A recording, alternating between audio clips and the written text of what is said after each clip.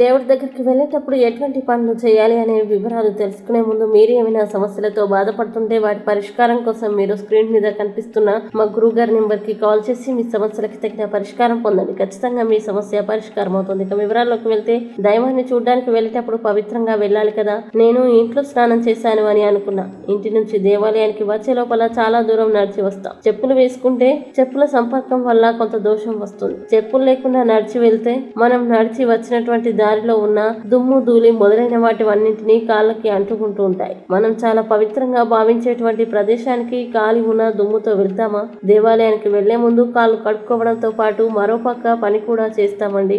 అదేంటంటే, కొన్ని సందర్భాల్లో మనకి స్నానం చేసే అవకాశం లేదు, కానీ ప్రార్థన చేసుకునే సమయం అయిపోతుంది. అటువంటప్పుడు ఏం చేస్తారంటే, పంచ ప్రక్షాళన చేసుకోవడం ఉత్తమం. అంటే మన శరీరంలో ఉన్నటువంటి 5 అవయవాలని శుభ్రం చేసుకునేటువంటి పద్ధతి అన్నమాట.